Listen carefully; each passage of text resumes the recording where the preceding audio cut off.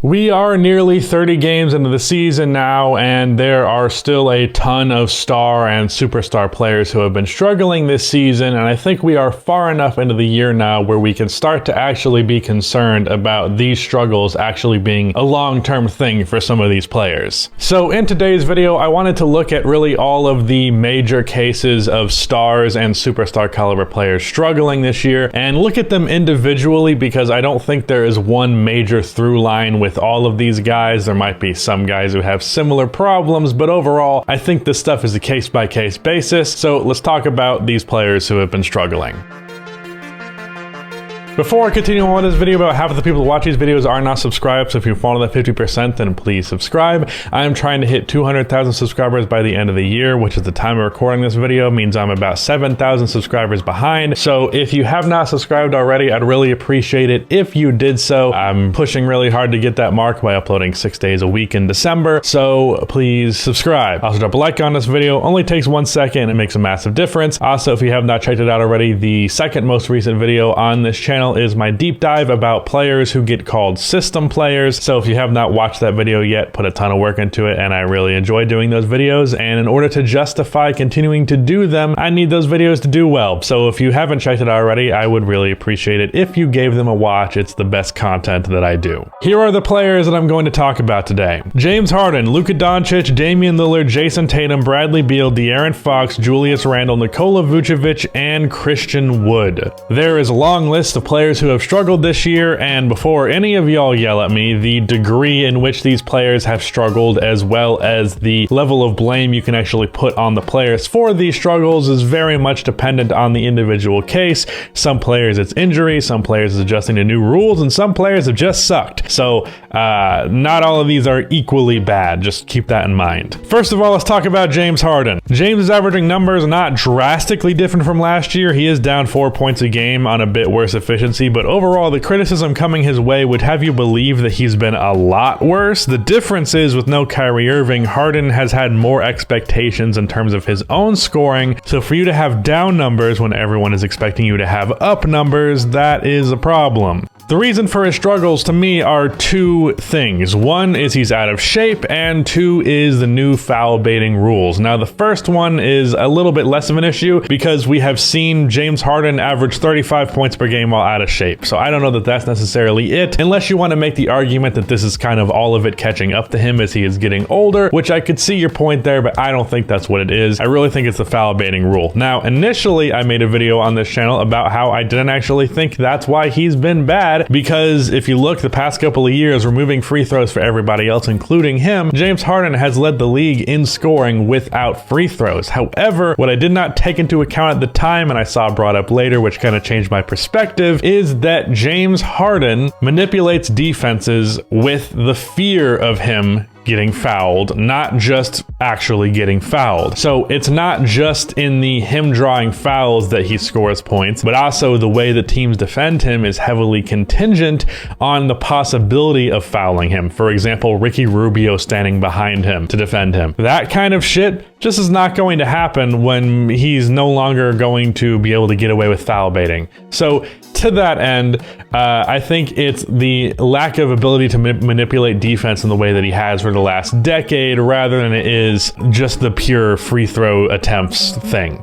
So I do think James Harden's not going to be quite the player that we knew him to be again, but at the same time, I also don't expect him to be as bad as he has been this year. For Luka Doncic, I really think it is just two things, really. One, it's just a straight up slump, and then two has been that the Dallas Mavericks offense has been difficult for him to adjust to. Not only is it a new thing for him to adjust to, but he's not even adjusting to a good offensive scheme. It's like putting in the effort to adjust to something that's not even worth adjusting to, so that I think has thrown him off. The off-ball movement being a lot more prevalent, and just also the new ball, which Mark Cuban has been saying. I'm sure there's some validity to that, but at a certain point, you cannot continue to use that as an excuse, and I think we're starting to reach that certain point. Now, Luka Doncic has been better as of late, so I'm really confident that he's going to figure it out and turn it around, but I don't think you can just blame it on the ball. I think it's just an actual slump, and then Jayson Jason Kidd is a terrible coach and the offense is not great, and he struggled to adjust to a little bit different of a role. Damian Lillard has played injured for a majority of the year with an injury in his rib. He did go on a 9-game stretch where he looked like he was back to normal, then he started playing bad again, and then he got an injury that actually sidelined him that he could not play through. So hopefully with that time off, there will be enough room for him to heal that rib injury, and the Blazers can go back to being a first-round exit again. Jayson Tatum is another person who I've made an entire video on, except unlike the James Harden video, my mind hasn't changed on this topic, so I'm not going to elaborate too much because these are all things that I made a whole 10-minute video on, so if you really want to see the in-depth of it, go watch that video. But in short, the problem with Jayson Tatum's game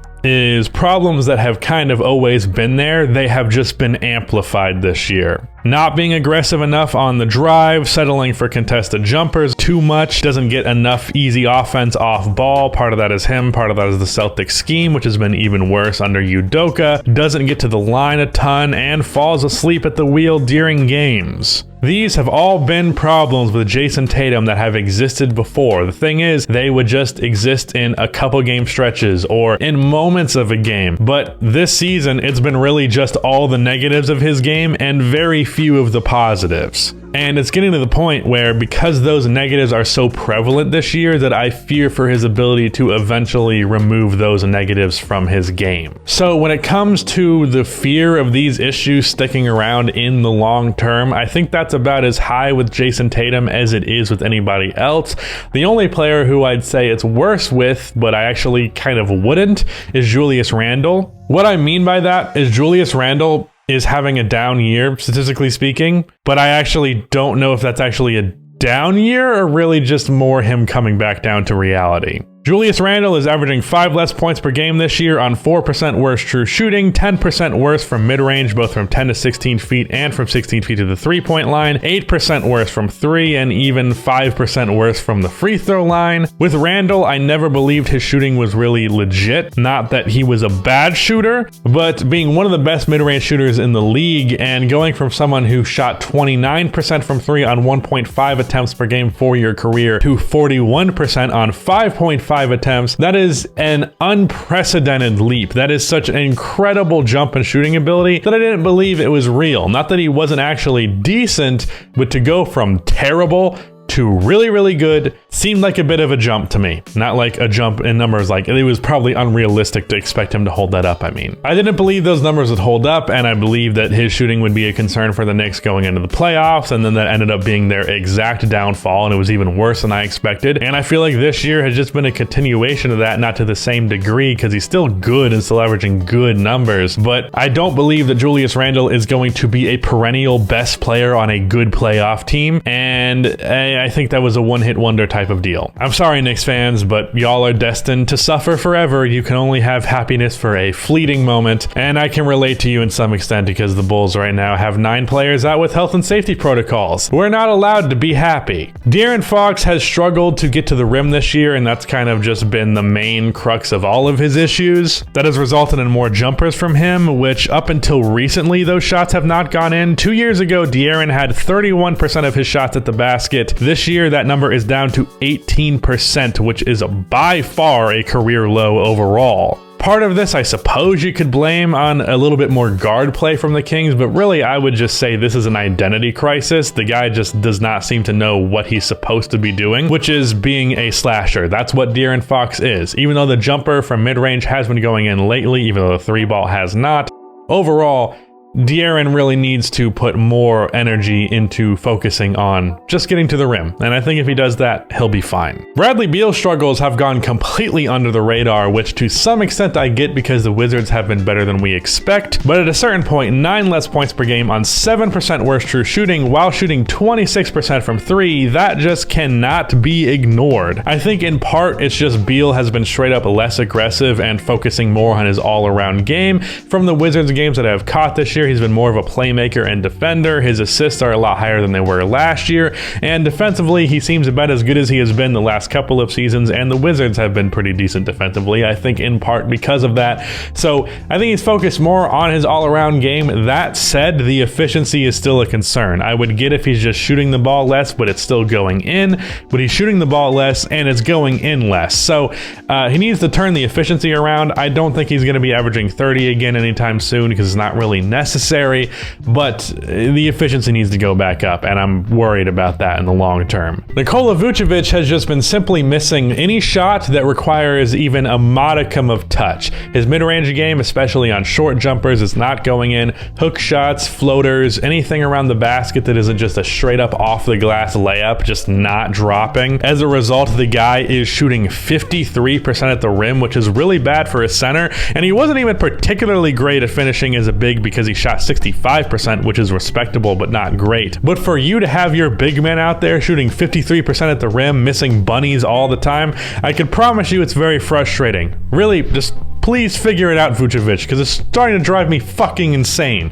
As you can tell from one of my most recent second channel videos, which I just titled Nikola Vucevic Sucks, the guy has made me go insane. So just please start making your shots. And last but not least, Christian Wood is someone who I'm probably the least concerned about because his struggles have really been chalked up to bad lineups that have limited his ability. When he was starting at power forward, he was averaging 15 points per game, but when they got Daniel Theis out of there and started him at center, suddenly he is averaging 20 points per game because the lane to the rim with him as one of the best pick and roll men in the league, suddenly he just has more opportunity at the basket because there's not a center to get in his way. And coincidentally, once Christian Wood was unlocked to being good as he was last year when he was a 20 and 10 guy, they've also been winning more. So lesson learned there. So those are some star and superstar players and their struggles. Hopefully they turn it around, especially Nikola Vucevic, but we can only wait and see. Shout out to Rudy for editing this video, but that is the end of this video. Please be sure to like and subscribe for more NBA content like this, and cue the outro music.